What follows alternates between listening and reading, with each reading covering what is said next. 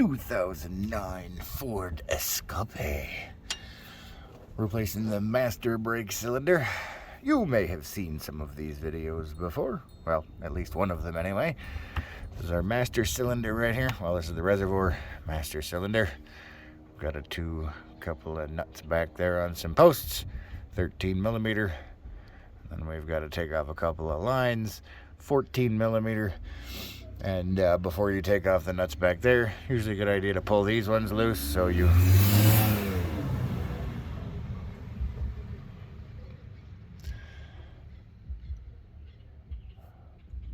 usually a good idea to take these off, or at least loosen them up before you pull those, because they can be a little tight.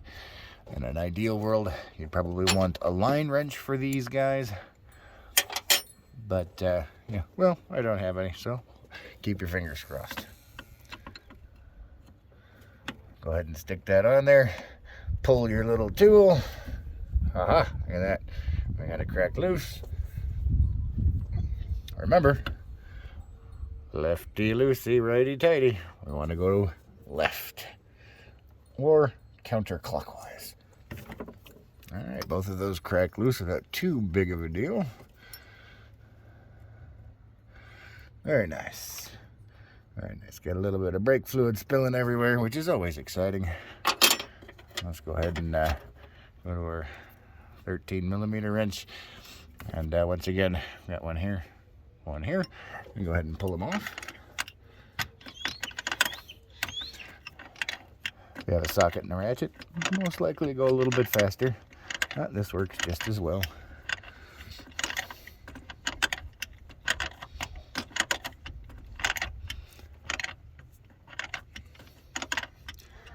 Also on the side, we have a sensor plug, plugs into the side.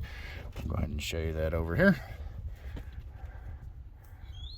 You want to push down on this little tab and gently wiggle it and pull it carefully from the housing. Don't just yank on the wires. Never a good idea.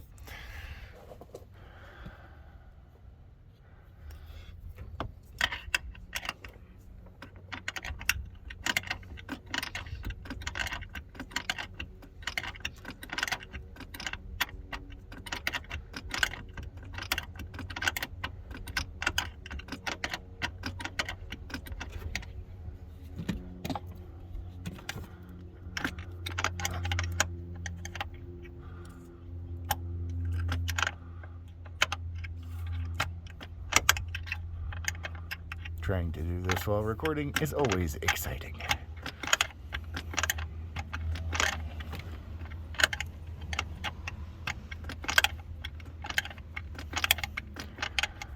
Another note to self, brake fluid is extremely corrosive to painted items, so don't get any brake fluid on your paint or your wife will probably murder you.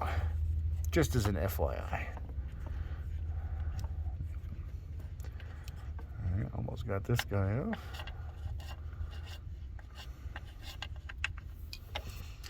Don't lose these. Remember, note to self, I put it right there. Guaranteed to lose it now. All right, let's go ahead and work on the other side. Once again, we've got a nut down here, 13 mil. I said a ratchet and socket would probably go faster, but not make for nearly as entertaining of a video.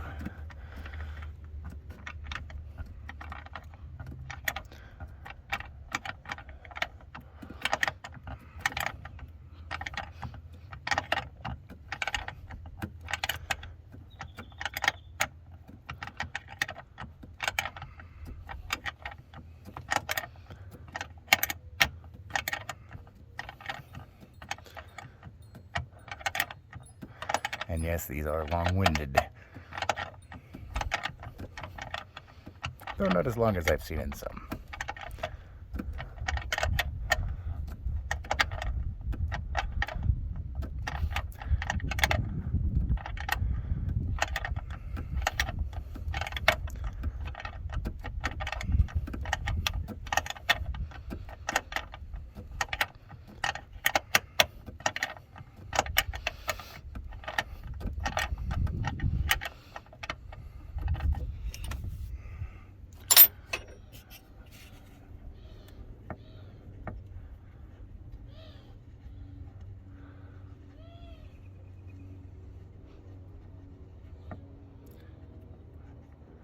Once again, stick that somewhere so you will remember where it's at.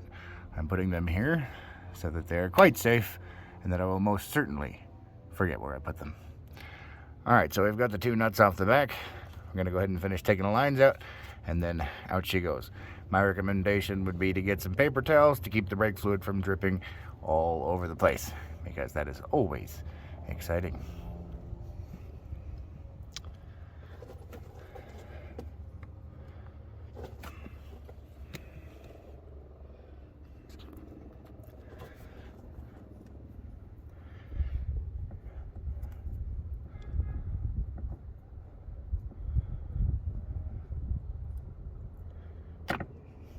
One down.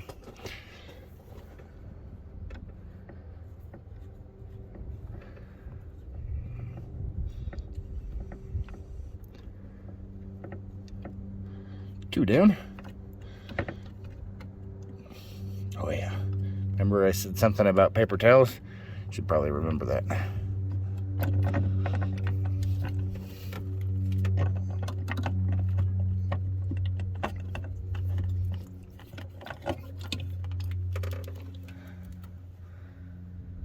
And there we go.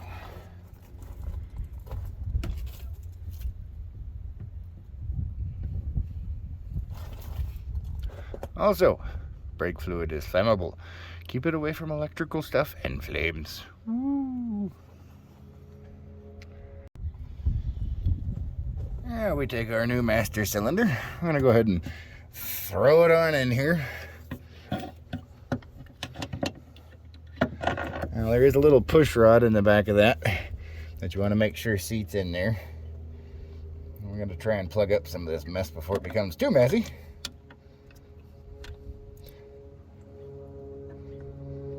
Now, one of the things that you want to do before you install this is to bench bleed it.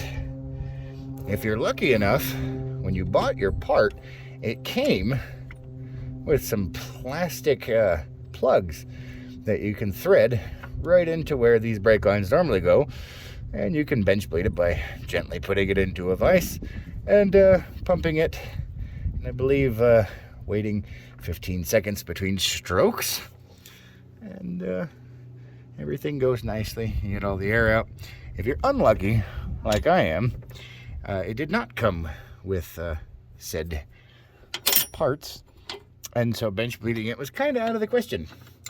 Although I did find out that the threads for these guys are a 14 millimeter with a 1.5 pitch. Unfortunately,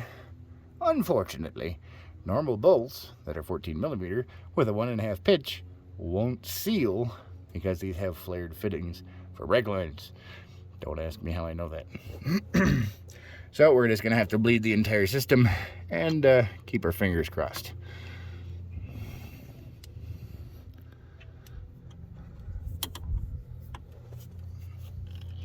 All right, now that we have the leaks plugged, we're gonna go ahead and put our 13 millimeter outside size here nuts back on.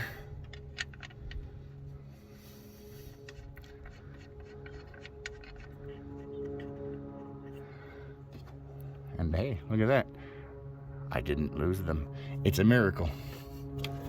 I'll have to write this one down in the history books.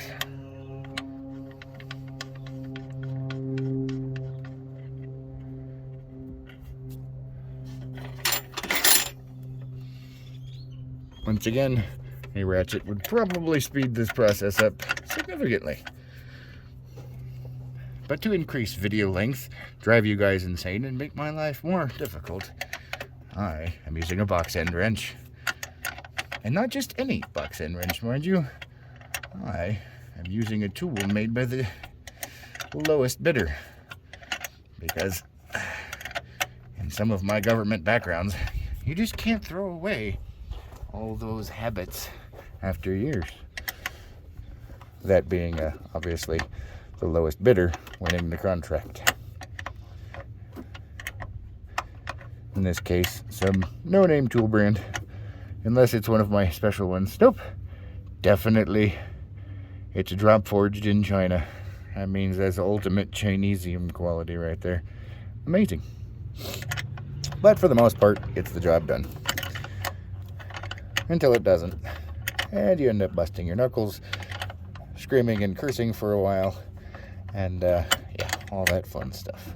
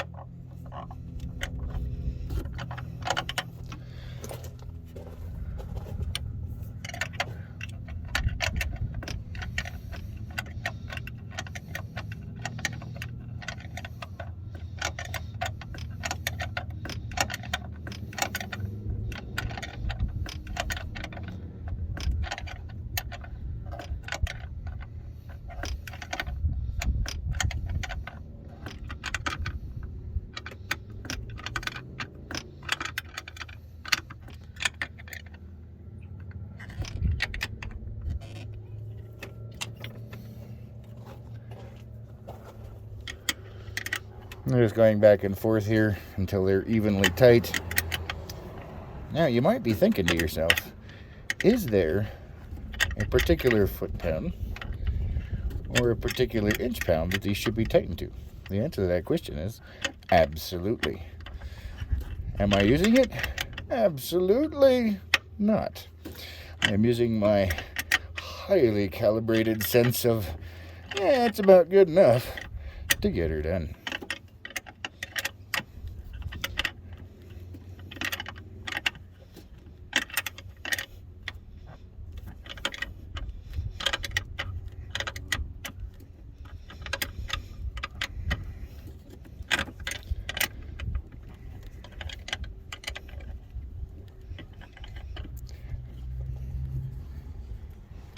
Now, you don't want to tighten these too much, you'll strip them, and if you don't tighten them enough, you will probably die in a horrible fiery crash because your brakes have failed in some way.